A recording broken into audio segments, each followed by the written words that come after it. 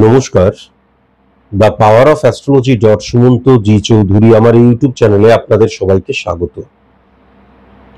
এখন আমি আলোচনা করব মিথুন রাশির জাতক জাতিকাদের 20শে জুলাই থেকে 31 জুলাই এই 12টা দিন কেমন যাবে এবং কি কি সাবধানতা অবলম্বন করা প্রয়োজন।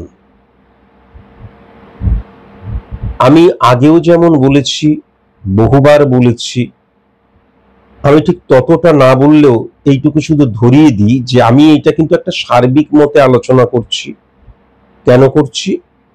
তার কারণ পশ্চিমবঙ্গে কয়েক লক্ষ মিথুন রাশির জাতক জাতিকা আছেন, তাই তো? তাদের প্রত্যেকের date of birth, time of birth, place of birth আলাদা, সুতরাং জন্ম ছক আলাদা, সুতরাং স্পট ইমপ্লিমেন্টেশন ছক আলাদা। আবার প্রত্যেকটা মানুষ আলাদা আলাদা বলে কি হচ্ছে, কালপুরুষ ছক আমার যদি date of birth, time of birth, place of birth না থাকে তাহলে কালপুরুষ ছক আলাদা। তাই জন্য অবশ্যই কিন্তু এটা একটা সার্বিক আলোচনা। যদি আপনি মনে করেন কোনো স্পেসিফিক ভাবে আপনি কোনো সায়েন্টিফিক অ্যাস্ট্রোলজারের কাছে গিয়ে প্রেডিকশন করাবেন, তাহলে কিন্তু অবশ্যই মাথায় রাখবেন যে যেই অ্যাস্ট্রোলজার স্পট ইমপ্লিমেন্টেশন ছক ক্রিয়েট করতে পারে, যেই অ্যাস্ট্রোলজার হাত দেখা এবং হোরা পদ্ধতিকে কখনো অ্যাস্ট্রোলজি সাবজেক্টের পর্যায়েতেই ফেলে না, হ্যাঁ, অ্যাস্ট্রোলজি সাবজেক্টই নয় কিন্তু হাত দেখা বা হোরা পদ্ধতি, সংখ্যাতত্ত্ব দ্বারা কখনো প্রেডিকশন করা যায় না। যখন আমি প্রেডিকশন করছি তখন যে ভাইব্রেশন ক্যালকুলেশন করা হচ্ছে সেটার জন্য সংখ্যাতত্ত্ব 5%, 10%, 15% ব্যবহার করা হয়। এইগুলো যারা মানে তারাই কিন্তু সায়েন্টিফিক অ্যাস্ট্রোলজার। কালপুরুষ ছক যখন আমার date of birth, time of birth, place of birth থাকছে না, তখন কিন্তু চোখের কর্নিয়া দ্বারা pure science, pure calculation, pure math যে ছক ক্রিয়েট করা হচ্ছে এবং তারপর যে অ্যানালাইসিস করা হচ্ছে, প্রেডিকশন করা হচ্ছে। মনে রাখা দরকার যে কালপুরুষ ছক আর কালপুরুষ ছক এক নয়। কালপুরুষ ছক মানে মেষকে 1 ধরে মিনকে 12 ধরলাম, কেমন? এইগুলোকে মাথায় রাখার প্রয়োজন। আর যদি মনে হয় আমার কাছে আসবেন, তাহলে অবশ্যই কিন্তু মাথায় রাখতে হবে কোনো সেলিব্রিটিদের আমি কিন্তু প্রেডিকশন করি না। ফার্স্ট, সেকেন্ড, যারা হাতের মধ্যে স্টোন পরে আছো তারা কখনো আমার চেম্বারে আসবে না। স্টোনকে রেমিডি বলে সায়েন্টিফিক অ্যাস্ট্রোলজি বিশ্বাস করে না। থার্ড, যারা তোমরা পলিটিক্সের সাথে যুক্ত কখনো আমার কাছে আসবে না। ফোর্থ, যারা তোমরা ভীষণ সিরিয়াস, কেবল ফিসটুকু জোগাড় করলাম এবং স্যারের কাছে গিয়ে জাস্ট একটু সামনেটা জেনে নি, কখনো আসবে না।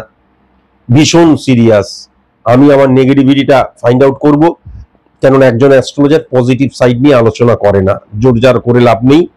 তার কারণ পজিটিভিটিকে রেকটিফিকেশন বা রেকটিফাই করার প্রয়োজন হয় না।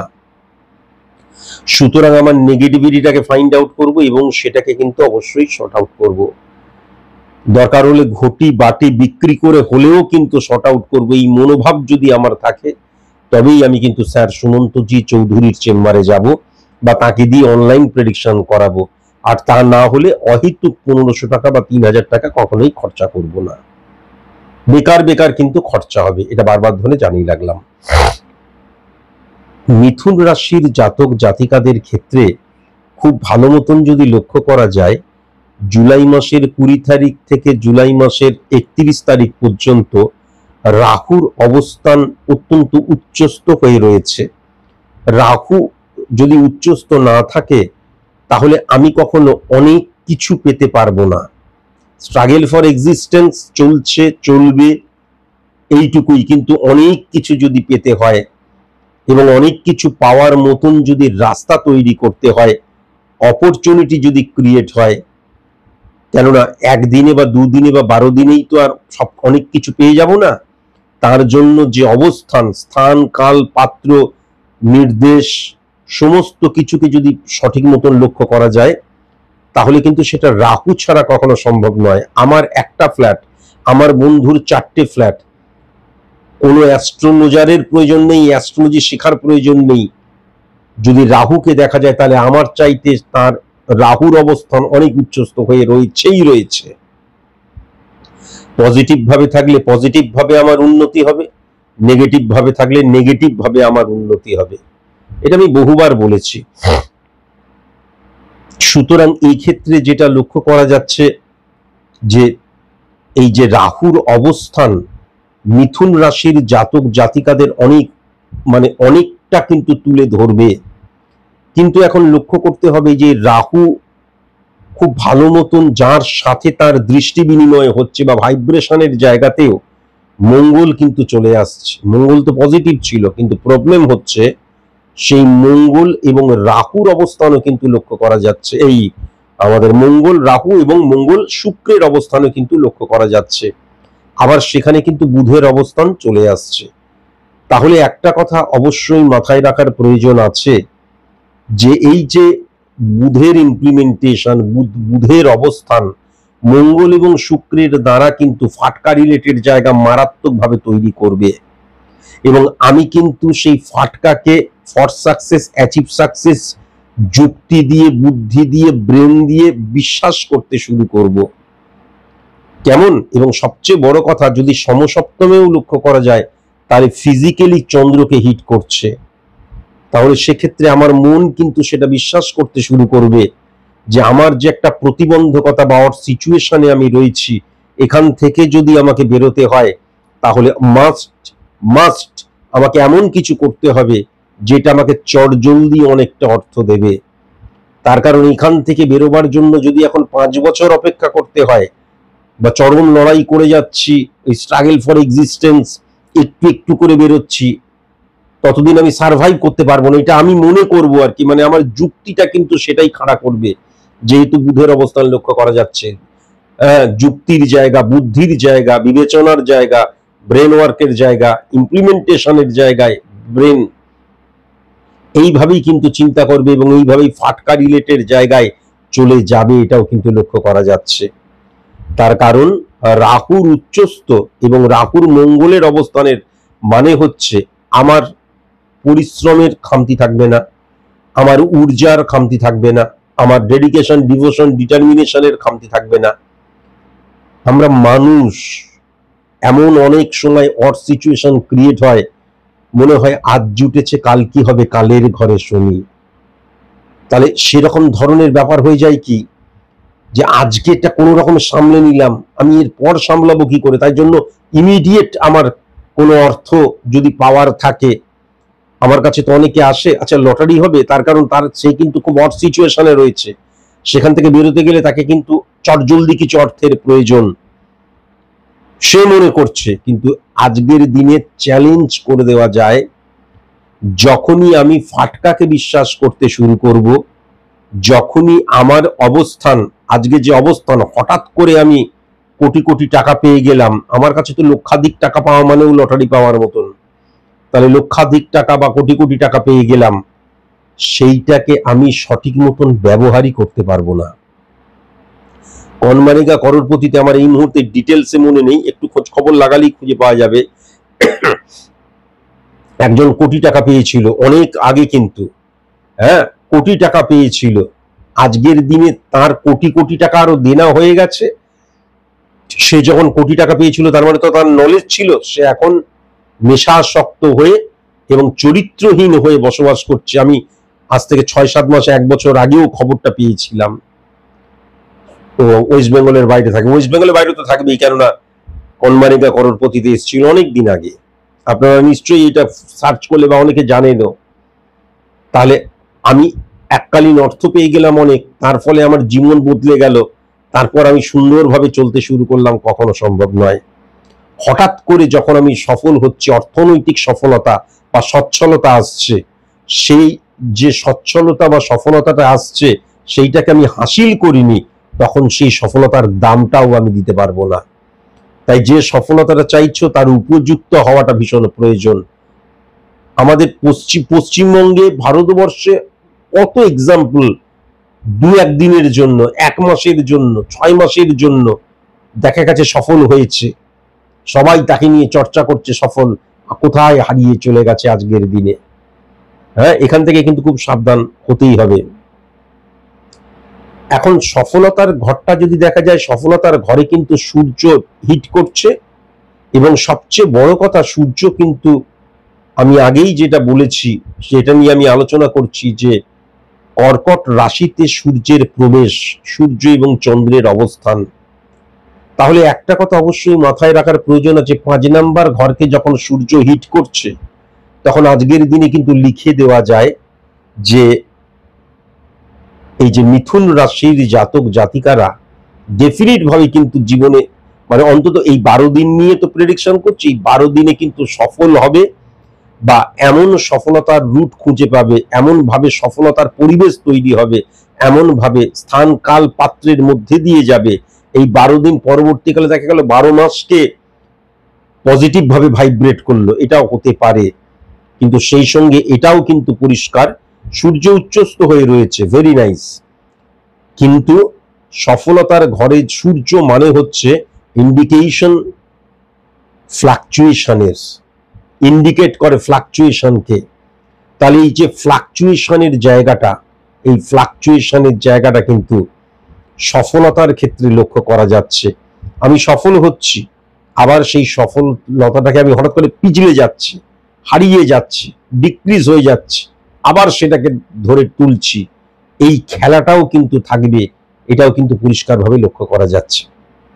এখন আমি যখন এতটাই বিশ্লেষণ করছি, তখন এটাও তো জানানো প্রয়োজন যে তাহলে কেন হঠাৎ করে আমার এই সফলতাটা এতটা ফ্লাকচুয়েশন ক্রিয়েট করবে। প্রথমত মনে রাখার প্রয়োজন আছে, সূর্য যখন উচ্চস্থ হয়, নিচস্থ হলে অনেক কিছু, বদনাম যোগ থেকে, যে অপরাধ করিনি সেই অপরাধের ভাগিদারি থেকে আরম্ভ করে, বা অনেক সময় একগুঁয়েমি, বা অনেক সময় ইগো প্রবলেম যখন নিচস্থ থাকে, কিন্তু এক্ষেত্রে উচ্চস্থ হয়ে রয়েছে। তাহলে সূর্য যখন উচ্চস্থ থাকে তখন কি হয়, আমার যেই যেই জায়গায় চাকরি করতে যাচ্ছি, যে প্রোডাক্ট নিয়ে চাকরি করতে যাচ্ছি, বা যে প্রোডাক্ট নিয়ে আমি বিজনেস করছি, বা আমার ব্যক্তিগত ক্ষেত্রে, বা আমার যে কোনো ক্ষেত্রে যেইটা করছি তার সম্পর্কে আমার নলেজ আছে, আমি স্বচ্ছতা, সততা, পরিশ্রমের মধ্যে দিয়েই সেটা করছি। কিন্তু আমি যখন করছি তার রেজাল্টটা আমি সঠিক মতন পাবো না, ততক্ষণই পাবো না যতক্ষণ না আমি কম্প্রোমাইজ করছি। কম্প্রোমাইজ কিভাবে করব? আমি যেই অর্গানাইজেশনে কাজ করছি, বা যেই পরিবারে রয়েছি, বা বিজনেস যে করছি, বিজনেস যাদের সাথে করছি, তাদের দ্বারা কিন্তু নির্ধারণ হবে যে আমার কম্প্রোমাইজটা কি ধরনের কম্প্রোমাইজ। আমার কম্প্রোমাইজটা মনের বিরুদ্ধে গিয়ে কম্প্রোমাইজ, না কম্প্রোমাইজটা খুব সরল সততার সাথেই কম্প্রোমাইজ করা যাবে। ঠিক এই জায়গাটাতেই প্রবলেম হয়ে যাবে, যে আমি প্রথমত কম্প্রোমাইজ করারই চেষ্টা করব না, তার কারণ আমি আমার দিক দিয়ে কিন্তু ঠিক, আমি আমার দিক দিয়ে সব দিক দিয়ে ঠিক, আমি এমন কোনো বেঠিক কাজ করিনি, বা আমি এমন কোনো ইলিগ্যাল কোনো কাজ করিনি, বা আমি এমন নয় যে 5% আমার জ্ঞান অথচ 50% চাইছি, তাও নয়। এবার কি হয়ে যাবে, যখনই আমি বেশি বিটার ট্রুথ এবং যখনই আমি প্রতিবাদী হয়ে যাব, তখনই কালো হাত ভেঙে দাও, গুড়িয়ে দাও, তখনই কি হয়ে যাবে, তখনই কিন্তু শত্রুতার জায়গা সৃষ্টি হবে, গুপ্ত শত্রুতার জায়গা সৃষ্টি হবে। তার কারণ একটা যে কোনো অর্গানাইজেশনে বা যে কোনো জায়গায় যখন দেখা যাচ্ছে সেখানে ধরে নিলাম 100 জন কাজ করে, তার মধ্যে যখন বেশিরভাগ মানুষ ইলিগ্যাল অ্যাক্টিভিটিস করে, বা বেশিরভাগ মানুষ যখন ওই মনের বিরুদ্ধে গিয়ে কম্প্রোমাইজ করে যায়, হঠাৎ করে যখন দেখে এমন একজন আসছে যে কিন্তু সত্য কথা বলছে, সত্যের উপর দাঁড়িয়ে রয়েছে, সত্যকেই বিশ্বাসযোগ্য করে তুলছে, তখন কিন্তু তারা চায় সেই তাকে সরিয়ে দিতে, যে কোনোভাবেই সরিয়ে দিতে। তা না হলে তাদের যে মুখোশ বা তাদের যে ইলিগ্যাল অ্যাক্টিভিটিস, সে কিন্তু প্রকাশ্যে নিয়ে চলে আসবে।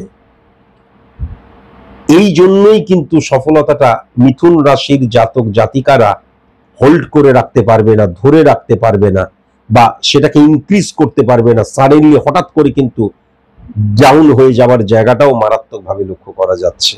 তেমন আবার যদি খুব ভালো মতন দেখা যায়, তাহলে শনি পজিটিভ হয়ে বসে রয়েছে, কেতু কিন্তু মধ্যপন্থা হয়েছে। কেননা যদি শুক্রর সাথে দেখা যায় তাহলে কেতু অতটা পজিটিভ নয়, কিন্তু শনির অবস্থান অত্যন্ত স্ট্রং, সেখানে কিন্তু আবার ফিজিক্যালি কিন্তু শনির সাথে কেতু বসে রয়েছে। কিন্তু কেতু ছায়া প্ল্যানেট, ক্যালকুলেটিভ প্ল্যানেট, তার কতটা পাওয়ার থাকবে কি থাকবে না, তার নিজস্ব তো কোনো পাওয়ার নেই। যেই ঘরে বসে থাকে সেই ঘরের অধিপতি গ্রহ যদি পাওয়ারফুল হয় তাহলে কিন্তু সে পাওয়ারফুল হয়ে যায়।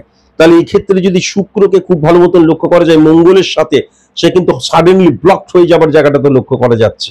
তাহলে কেতু এক্ষেত্রে নেগেটিভ হয়ে যাচ্ছে। কিন্তু আমি আগেও কি বলেছি কয়েক হাজার বার, যে শনি যখন পজিটিভ হয়ে যায় সবাই কি পজিটিভ করে দেয়, তাহলে কেতুর ব্যাড রিফ্লেকশনটা কিন্তু সেক্ষেত্রে অফ হয়ে যাচ্ছে এবং কেতু শনির মধ্যে পজিটিভ ইনফ্লুয়েন্স ক্রিয়েট হচ্ছে।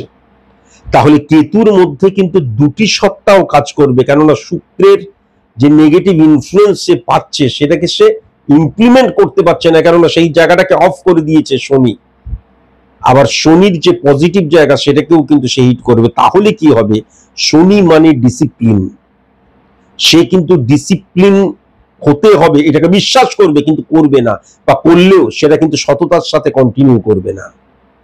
সে মনে করছে লিগেল অ্যাক্টিভিটিস করতে হবে, সে কিন্তু বিশ্বাস করবে, কিন্তু কাজকর্মের সময় সে কখনো লিগেল অ্যাক্টিভিটিস কখনো ইলিগেল অ্যাক্টিভিটিসে জড়িয়ে পড়বে। যখন বুঝতে পারবে যে আমাকে কিন্তু ডেডিকেশন, ডিভোশন, ডিটারমিনেশন, খাম ঝরানো, হ্যাঁ, এবং একদম বাস্তব প্রেক্ষাপটে কাজকর্ম করতে হবে, বিশ্বাস করবে, কিন্তু সেটা করার সময় দেখা যাবে 40% বা 50% করছে, বাদবাকিটা কিন্তু রুলস অ্যান্ড রেগুলেশনস থেকে সে বাইরে চলে যাচ্ছে। আশা করি আমি বোঝাতে পারলাম, এই জায়গাটাও লক্ষ্য করা যাচ্ছে। এইবার এই যে আমি বারবার ধরে কি বলেছি, এবং এটা তো সবাই জানে, কেতুর সমসপ্তমে রাহু থাকে। তাহলে কি হচ্ছে, শুক্র এবং শনির অবস্থান আমি আগেই বললাম, শুক্র নেগেটিভ ভাবে বসে রয়েছে এবং শনি কিন্তু উচ্চস্থ, সেই জায়গায় রাহুও চলে আসছে। কেন, সব সমসপ্তমে তো রাহু রয়েছে। তাহলে রাহু এবং মঙ্গলের অবস্থান, তাহলে আমার এগ্রেশন, আমার চাহিদা, আমার ঊর্জা, আমার অনেক ক্ষেত্রে কিন্তু আমাকে আমার যেটা করা উচিত, ডিসিপ্লিন মেনটেন করা উচিত, ডেডিকেশন, ডিভোশন, ডিটারমিনেশনের জায়গা, বা বাস্তববাদী যে মন পরিকাঠামো, হ্যাঁ, ইলিগেল অ্যাক্টিভিটিস, আমার ঊর্জা, আমার চাহিদা, আমার শরীর অনেক সময় কিন্তু এই লিগেল যে টেন্ডেন্সিটাকে কিন্তু ব্রেক করে দেবে। সেটাও কিন্তু ফর সাকসেস, অ্যাচিভ সাকসেসের জন্য। কি বললাম প্রথমেই, যেটা বললাম, আমি এমন একটা অড সিচুয়েশনে রয়েছি, আজকে তো কোনো রকমে পার করে দিলাম, কালকে কিভাবে পার হবে, তখনই কিন্তু সে সেই ডিসিপ্লিনকে ভেঙে দিল, বা দেখা গেল কোনো সে কিন্তু তখন ফাটকার জায়গায় চলে যাচ্ছে। এই জায়গাটাও কিন্তু লক্ষ্য করা যাচ্ছে। কেমন, এখান থেকেও ভেরি ভেরি কসাস এবং কনসাস। চন্দ্র এবং বৃহস্পতির অবস্থান লক্ষ্য করা যাচ্ছে। মন এবং বৃহস্পতি মানে আমার ভেতরের যে জ্ঞান, আমার ভেতরের জ্ঞানকে আমি কি সঠিক মতন ইমপ্লিমেন্ট করছি, আমার মন কিন্তু সেটাকে বিশ্বাস করছে। এবং যদি খুব ভালো মতন লক্ষ্য করা যায় তাহলে শনি উচ্চস্থ হয়ে রয়েছে, শনির প্রভাব বৃহস্পতি যেই ঘরটাতে বসে রয়েছে সেখানে রয়েছে।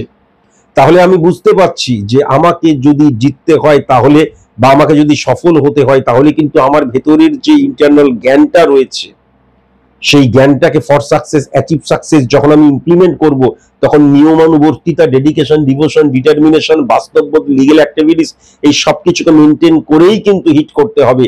কিন্তু সেইটা আলটিমেট আমি যথাসময় হিট করতে পারছি না, ব্লকড হয়ে যাচ্ছে, বিকজ সমসপ্তমে কিন্তু তার সমসপ্তমে কিন্তু শুক্র এবং মঙ্গলের অবস্থান। শুক্র এবং মঙ্গল মানে কি বলেছি, সাডেনলি ক্লোজড বা সাডেনলি ব্লকড হয়ে যাওয়া। তাহলে আমি চিন্তা ভাবনা তো করছি যে আমাকে এই করতে হবে, ওই করতে হবে, কিন্তু সিচুয়েশন এমন হয়ে গেল, সিচুয়েশনটাকে ফেস যখন আমি করছি, তখন কিন্তু কোথায় ডিসিপ্লিন, কোথায় বাস্তববোধ, তখন সেটা কিন্তু করা যাচ্ছে না। আমি কিন্তু ডিটেলসে বোঝাবার চেষ্টা করলাম।